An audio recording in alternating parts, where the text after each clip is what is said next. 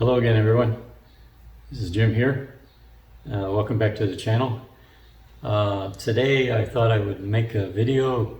I'm gonna just kind of call it a midsummer update. I haven't been doing so many frequent videos lately, so I thought it was time for a little bit of a check-in with y'all and let you know what's going on with me. So yeah, this is Independence Day weekend, and I thought I'd start off today just by giving an update on what I've been doing, in terms of how I've been eating and maintaining and so on. Basically, in terms of my weight and health, there has been a change over the last couple months in that I've picked up, I'm going to say 5 or 6 pounds on the scale, and that doesn't bother me. It's fine. The reason why it's fine is because I've had no change on my waist. This is a change that I'm sure is related to the changes I made earlier in the year in terms of my exercise plan, de-emphasizing running and putting much more emphasis on kind of calisthenics and things I do here in my home. And I've been pushing hard on things like push-ups and squats and stretching and core exercises, and I've been consistent with it, and the results are noticeable. Okay, there's a scale I mentioned. I put on some weight. I also notice my medium running shirts have gotten much tighter across my chest and upper torso. They're kind of clingy now. And same thing with my running shorts. They're like tighter. I can just see it. My thighs, my glutes, my upper chest. I put on some muscle, bottom line, and it did not go into my waist. So I'm happy with that. It's in the past I've always been real conscious about maintaining my weight, not seeing it go up, but I think it's important to share with you that in this case I'm not concerned, because I'll take muscle and the pounds that go with it, because I believe that's healthy. This is midsummer, and it's been really warm. It's been a nice summer, I'll be honest. This weekend has been like this long weekend has been 90 degrees every day, hardly any clouds, and believe it or not, I enjoy running in this weather, and so I'm doing a little more running right now. The thing is, I don't run such long distances anymore. Not like I used to. I used to really be pushing to try to, be a half marathoner or a marathoner. Now, my runs are between. If I want to get in some sprinting, I'll do a couple miles with sprints, or maybe 3 miles. If I want a longer kind of run in the heat, I'll just do a slow jog, and it might be 5 or 6 miles maximum. That's my longest run, is 6 miles, and I do that because I like to running in the heat. I don't know. I like just having a real solid sweat. But I think though, the running is secondary, and so I'm just happy with the emphasis off of running exclusively. And I'm pleased with the results from the calisthenics on like I said, on my body. It's responding well in terms of, like, let's say improved body composition. So that's all good. Uh, Back in the, as far as, the other thing for me is sunshine is a biggie in the summer. If you follow my channel over the past years, since I went carnivore, I discovered that I really had an affinity for the sun, and I craved the sun, and I wanted to be in the sun, and it felt like it was healing and rejuvenating, and I sought, many opportunities as possible to get into the sun. Well, this year, we had the lockdown situation, and so as the sun season came on, it was during the lockdown, so I was working from home, and I had much more opportunity to get out into the sun. It was easy to, if the sunshine in the middle of the day, I could go out, take a break, and get sun. So I've had so much sun this year compared to normal years. And the lockdown is over now, and but I'm still getting a lot of sun. I've shifted my work hours. I get off earlier now. I start earlier and get off earlier, so I can still catch a little bit of sun if I want to. Let's say I can get it like about 2:30 p.m., which is not bad. It's not quite ideal, but it's not bad. And then certainly on any weekends or holidays like this, I can get as much sun as I want. So that's going well. What else I could say? From a dietary standpoint, earlier in the year, I was doing a lot of experimentation, testing this, testing that. I tested, adding fish and eggs, and I tested 2 meals a day, and I did some fasting, and I was my body signaling testing. I was doing a lot. Bottom line is it kind of all fallen by the wayside. I'm kind of done testing for now. I'm not interested in testing. And I'm just kind of doing the same thing every day because it's working and I like it. And so what I ended up, where I'm at right now is, let's say,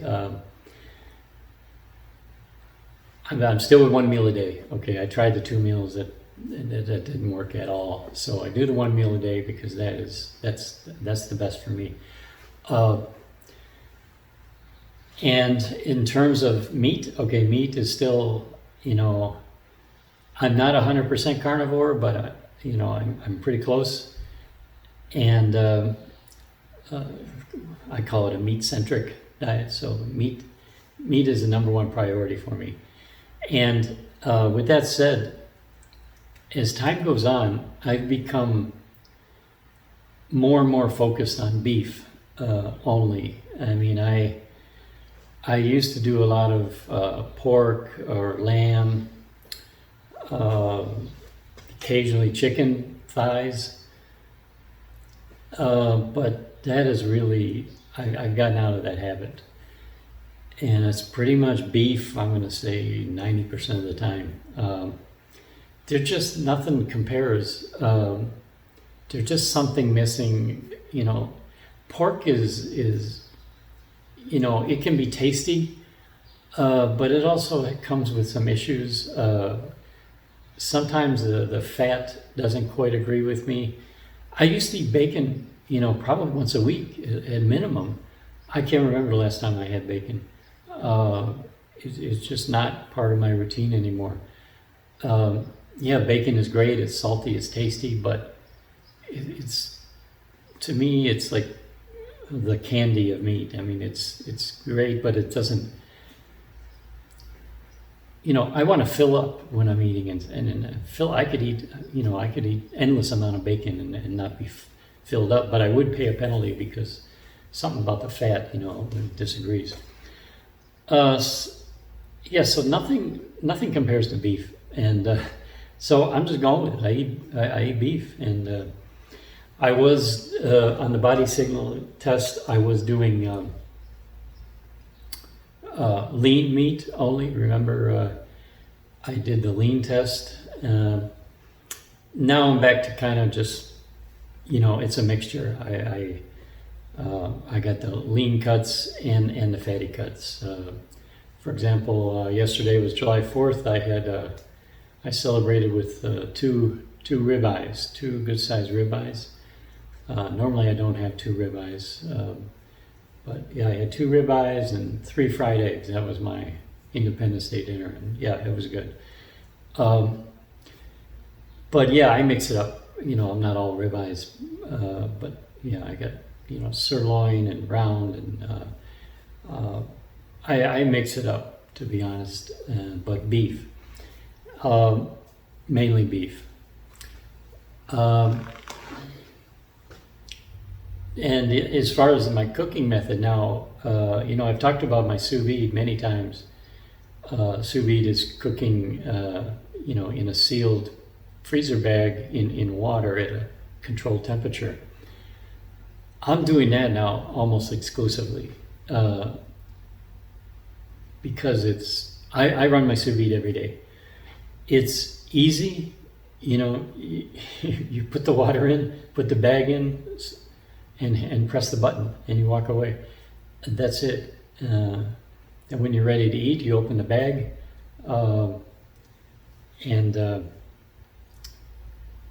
dry off the meat for a few minutes. Let it sort of rest and dry off, and then I sear it with my torch. And so it's easy, and it's relatively spatter-free. It doesn't make a big grease mess in my kitchen. Not anywhere like cooking in a pan with all the grease spatter. So and frankly, it's the best tasting.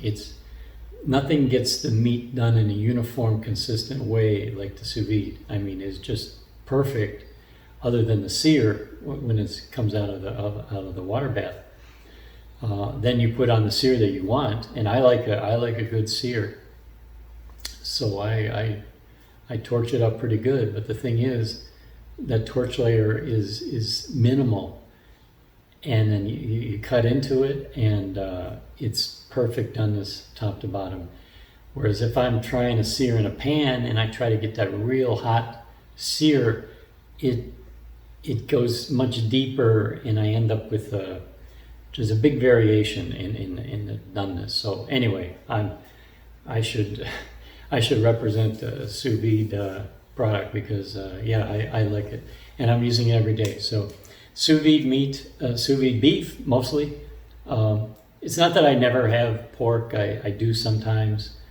Occasionally I'll throw in some chicken thighs, just out of variety, but it's not very often.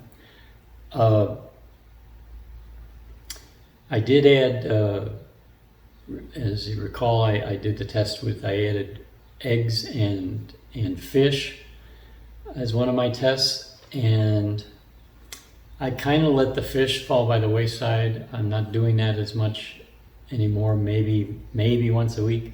By fish, I was talking about tuna or salmon or sardines or clams or shrimp, different things like that.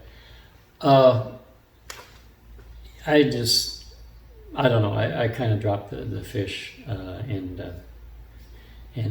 I do have at least 2, maybe 3 eggs with the meat. So that's where that is.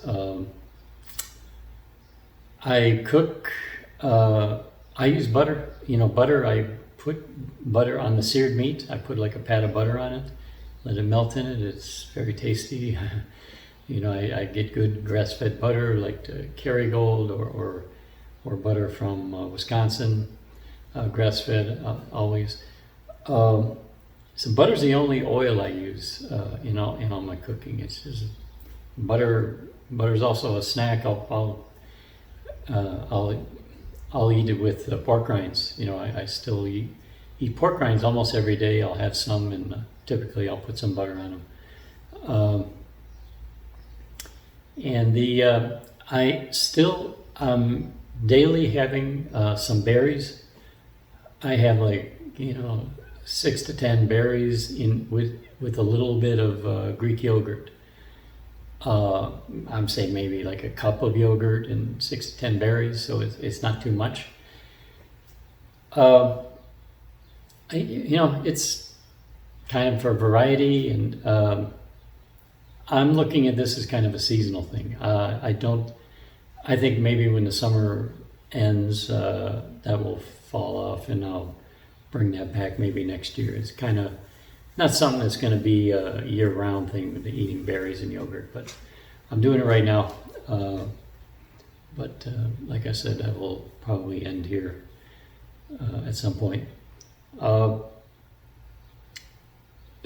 Beverages are still the same. My Gerolsteiner mineral water from Germany. I should represent them because that's all I drink for water. I drink only Gerolsteiner. I buy it 2 or 3 cases at a time, and in this hot weather, especially when I'm running, I'm going through it. Like 3 bottles a day.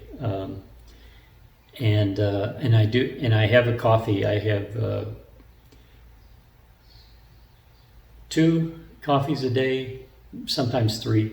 I had given up coffee for a while, and then I brought it back at some point during the lockdown. I think it was like boredom that brought it back, But coffee, what I learned, having gotten rid of it for a while and now having brought it back, it doesn't really bother me. It doesn't make me nervous. It doesn't keep me up at night. It's kind of I don't know. I enjoy it. A coffee in the morning and maybe another in the afternoon. So, and so mineral water and coffee. That's rounds out my my diet. So, few changes there. But overall, things are going well. I feel like I'm thriving, and like I said, I'm happy with the physical changes, and I'm really happy that I've been able to get so much sun this year. So it's going well. So for the next part here, I want to do some shout-outs, different commentors, and this is something I like to do is I look through comments that I've had since the last videos and just give a shout out to people who've said some things to me interesting. The first one is from Dakini Woman, who comments on my channel quite often.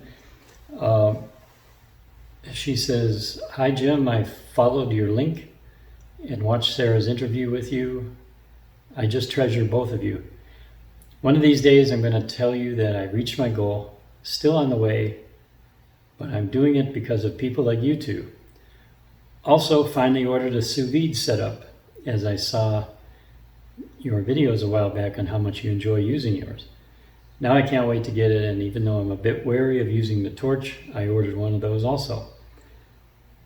I have been watching Guga of the YouTube channel Sous Vide Everything, and he seems to have great videos also.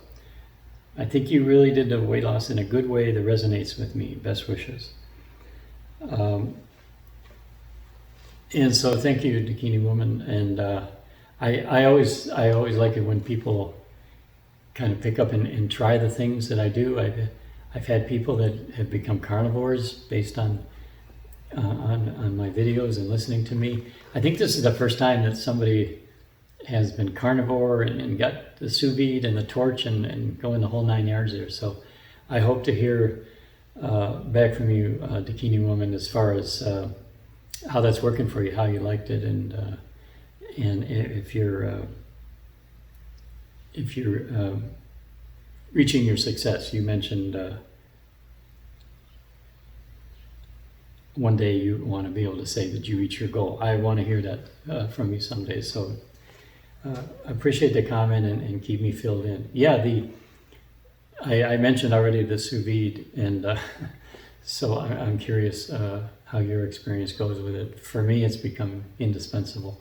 I had an air fryer, and I used to use, well, I still have an air fryer, but I use it hardly ever anymore.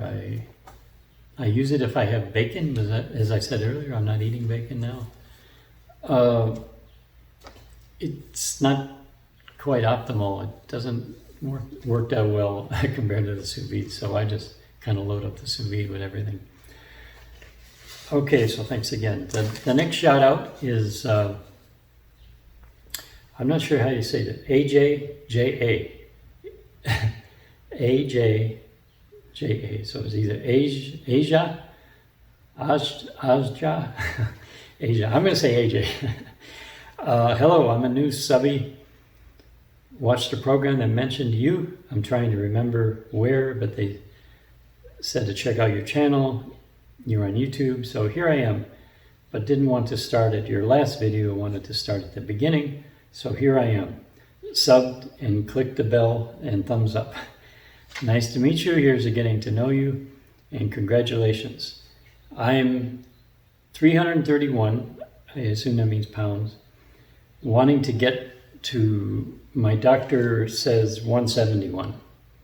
And yes, thank you. I needed to meet you and see these videos. Thank you for putting them up. They will help me. Then I assume it's I don't know if it's a she, to be honest. Said, thank you. My journey starts today. I'm going to binge watch through the next couple weeks to learn from you. Thank you. So, okay, AJ, good. And I'm glad you started your journey, and I wish you success. Report back, and it takes some stick-to-itiveness, and it won't be without challenges.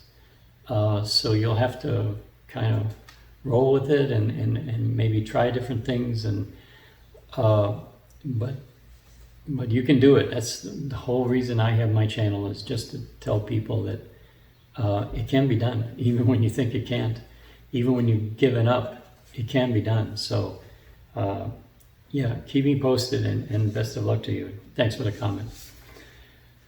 The next one is from Bill Thompson, and Bill commented, he said, your channel has motivated me as I lost 75 to 80 pounds and reduced my high A1C from very high to normal. I just started my own channel about a week ago. Keep up the good work. Well, Bill, yeah, thank you for the comment, and I did check out Bill's channel, and I subscribed, and I'm going to ask all my viewers to do the same. I think we need, as a kind of a weight loss self-help community, to support each other, and I admire Bill for not only did he resolve his issues, I think he took off the weight, and he resolved his sugar issues, and I think he got rid of a number of medications, and he's feeling great. And like me, he wanted to tell somebody about it. So even though, he's maybe not first time on YouTube, probably for him, like it was for me, he's stepping forth and putting the information out there. So I think we need to support everyone. In the beginning, it's sort of, you wonder who you're talking to, if anybody's listening, but I see his channel is already growing. He puts up a number of videos, not only about his story, but about different aspects of his life. So it's an interesting channel. I'll link to it below. And so please check it out and subscribe. I think it's good that we have as many anecdotes as possible that are out there telling their stories, because they're each a little unique, and they're each a little different, and therefore they're going to resonate differently with people. And so congratulations, Bill, on your success, and thanks for your comment. Okay, the final shout out today is to a commenter that I haven't seen before, Mr. Busy. And Mr. Busy says, I've been motivated with your story and I'm working with your plan. But I want a separate video on how to break plateaus. So Mr. Busy arrived and already is demanding a special video. Now, I have discussed plateaus in many of my videos. Plateaus, you know, I've talked about them. I don't think I've made a separate video specifically on plateaus, but Mr. Busy, just for you, I'm going to dedicate now the final section of today's video on plateaus. I'm going to speak about it a little bit from my perspective. So thanks for your comment. So on plateaus, I'll give my thoughts, my experience on plateaus and my suggestions. It doesn't mean it's going to work for everyone, or it's you know, it's the end all be all about plateaus, but this is just what makes sense to me and what worked for me. First of all, the first thing I want to say is, you know, plateaus are going to happen, and it's just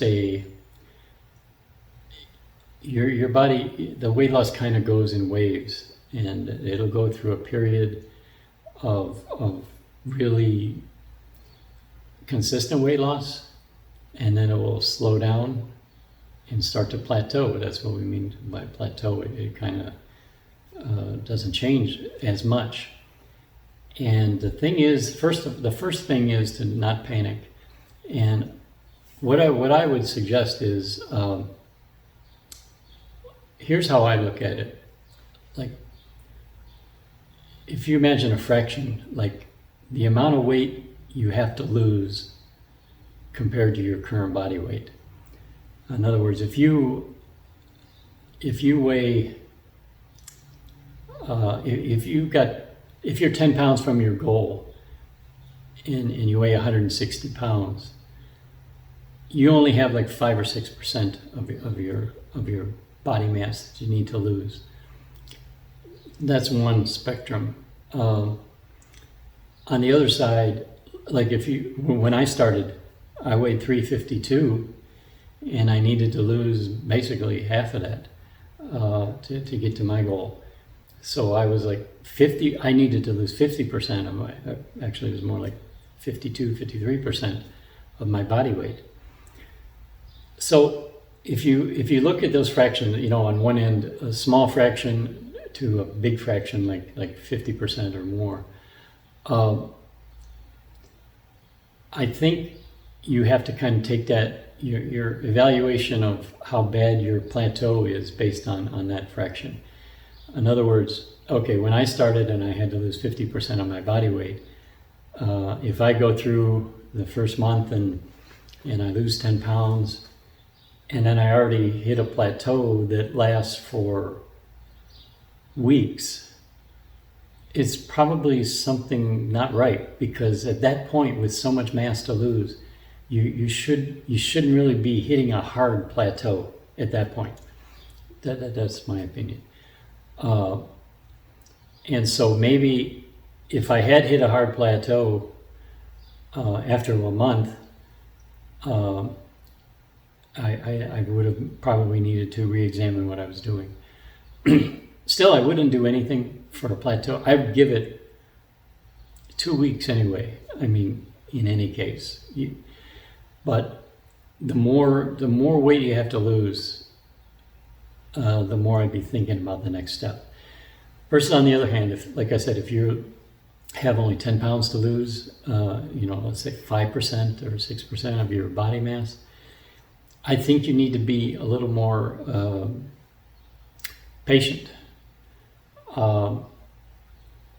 you may plateau. You may plateau for a while. So the first thing to do when you hit a plateau is just do nothing. Just continue doing the same thing.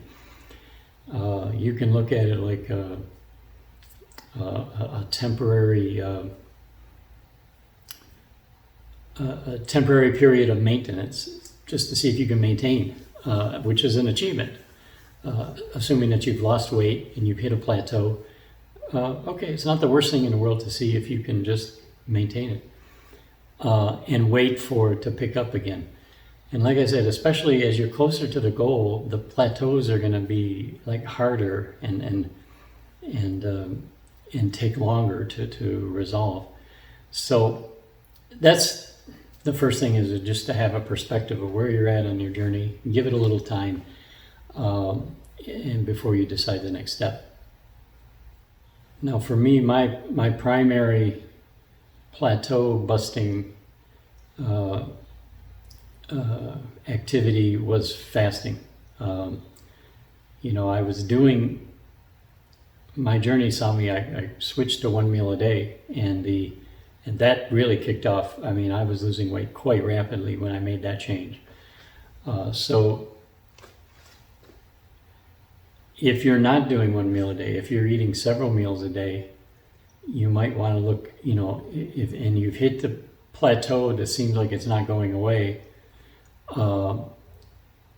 you might want to consider narrowing your eating window, eating less often, getting to 1 meal a day. And if you're already doing 1 meal a day, maybe you want to do some prolonged fasting. For me, the prolonged fasting, you lose weight during the fast, but what I noticed is that it also kick-started my weight loss again. It got me off the plateau every time I did that. With that said, the closer I got to my goal, the less of an impact it had. For example, right now, if I were to fast, if I were to do a week fast right now, I would lose 15, 16 pounds. But I would say over the following 2 weeks, I would gain 15 or 16 pounds. It wouldn't jumpstart any weight loss for me at this point, because I'm pretty much at a point where I'm at a pretty hard set point. It would be hard to get me off of this. I mean, I kind of have to do something drastic, which I'm not willing to do. It would involve probably losing muscle. So I'm not looking to lose weight. But the point is that fasting, I think, is good if you've got quite a bit of extra fat reserves that you got to tap into. And if you haven't quite, tipped over into being a real fat burner, if you're still kind of sucked into the carb world a little bit, fasting helps push you away from that. It helps. I call fasting a superpower. Like, if you can fast, it makes you kind of invincible. And anyway, so that's the thing that worked for me, was the fasting. Or it depends what might work for you, is narrowing the eating window. If you're eating 3 meals, you can go to 2, and 2 you can go to 1, and just eat less often. I mean, to be honest, if you're trying to lose weight, in my opinion,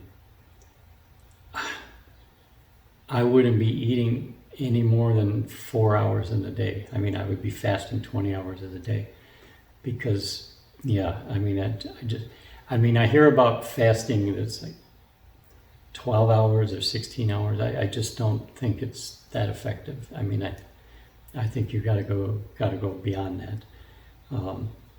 Like me, my lifestyle now is I'm 23 hours fasting every day, and that works fine. I'm totally stable with that. So that's the second thing, the time restricted eating or fasting. The other thing to look at is what you're consuming, and how much you're consuming of it. What are your food choices? I mean, if you're hit a hard plateau, if you've never once tracked your food, if you don't have a good handle on how much energy you're taking in, how many calories, it's possible you're overeating. It's, depending on your age and your activity level, you could be just overeating. It's hard to know though. Like for me, I never tracked anything. Even when I was on my weight loss journey, I didn't do any tracking. So you might think it's odd that I'm recommending it. The thing is, I was able to get through it without tracking. But once I did tracking as an experiment, and I did learn something from it. And I thought, this might have been valuable information for me to know before, like how many carbs I was eating. You don't know unless you ever, just as an exercise, spend a few weeks and diligently record what you're eating, every single detail, and then look at the results. You use a food tracker and look at the results. You might really be amazed. And then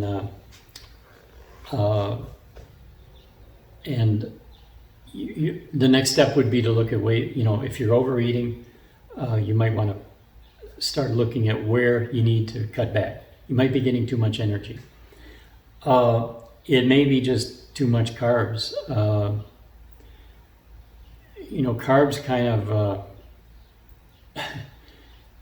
they can work for some people to an extent, but for other people, it's kind of a dangerous thing to go into, because they're sort of maybe carb addicted already, and it's hard to break that addiction by just having fewer carbs. It's almost better just to go cold turkey and get rid of them all.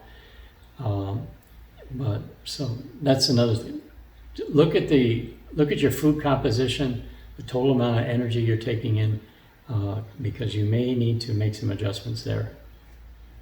Another subject I talked about before is if you're falling off the wagon,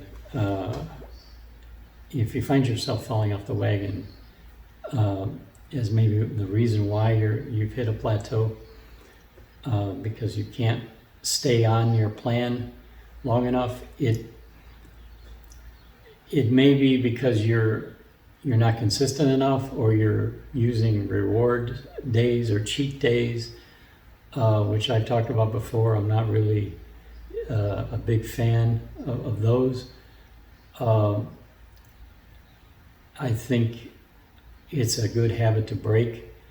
Food shouldn't be a reward. I mean, you should eat food. You should try to find an eating plan that where you like the food to eat, and you don't want to go off the plan. You just really love what you're eating, and then cheat days just disappear because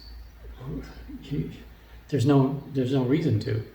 So if you're drawn to have a cheat day where you just throw caution to the wind and have some different things that aren't on your plan, I'd say get out of that mindset. And you're not being successful, I would look at eliminating the cheat days. Of course, if some people have success with cheat days, and if that works for you, fine.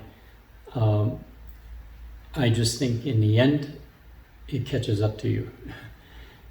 You may even get to your goal with the cheat days, but as time marches on, I just think that a lot of people find a backlash where they can't control it, and it's just too tempting once you get into that, rewarding yourself and having those things you're still sort of addicted to. It's a slippery slope.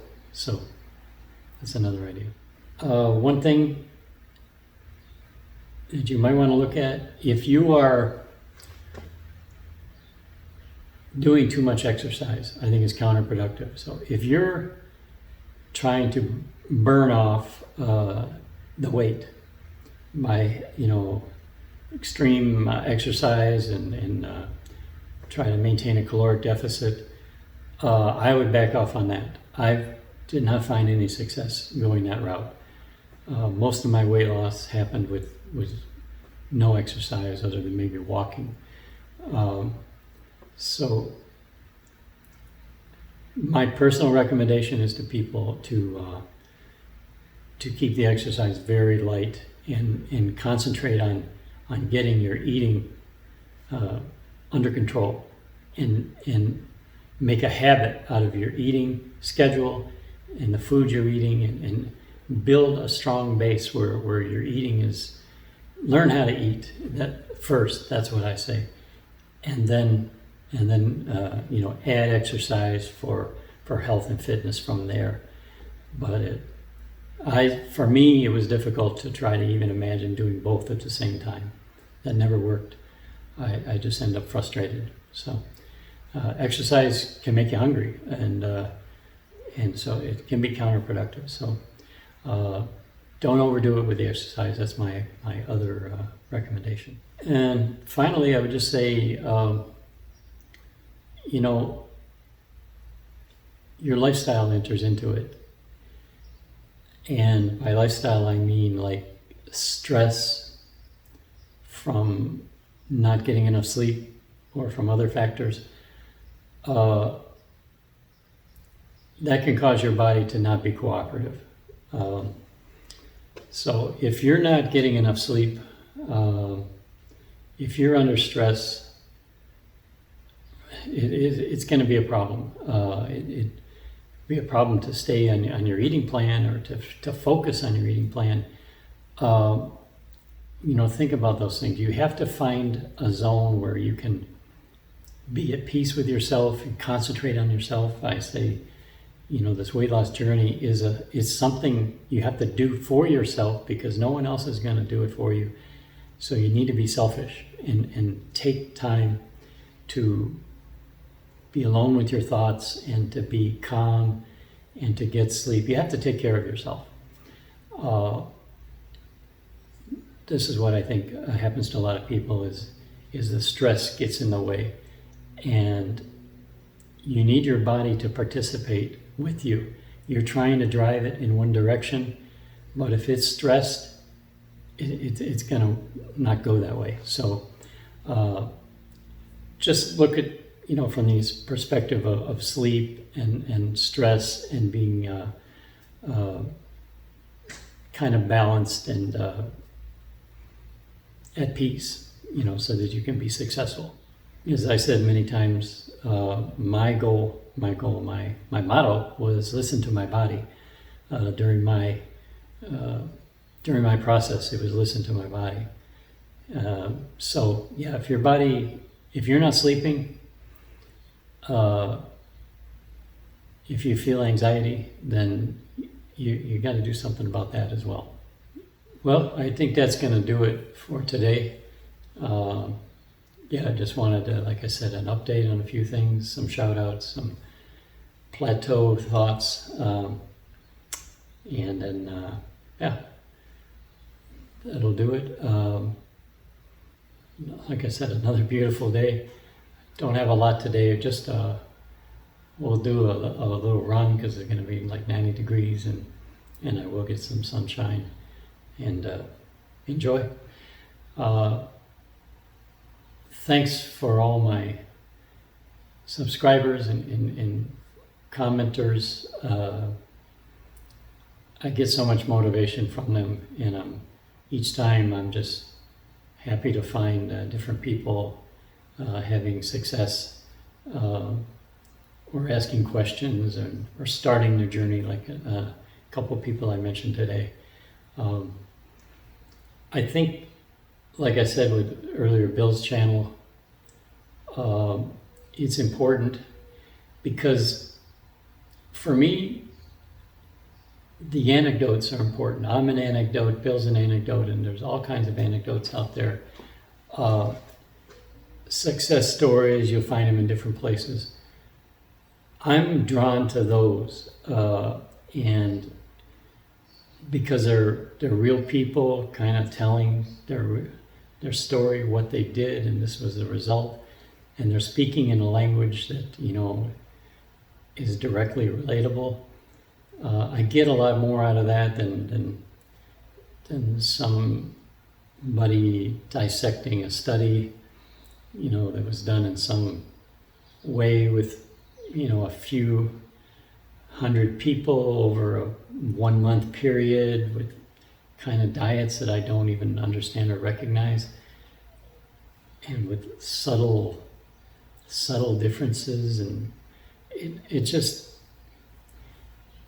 like a whole different, it's not that that's unimportant or doesn't have any value, maybe it does, but I don't know, I'm just drawn towards listening to people, and a variety of people, and that's, I guess, my final recommendation for today, is that for everybody, if you're thinking about going on a journey, or you need to do something, just absorb as many success stories as you can. Go on Diet Doctor or MeatRx or YouTube, just start surfing and absorb as much of it as you can,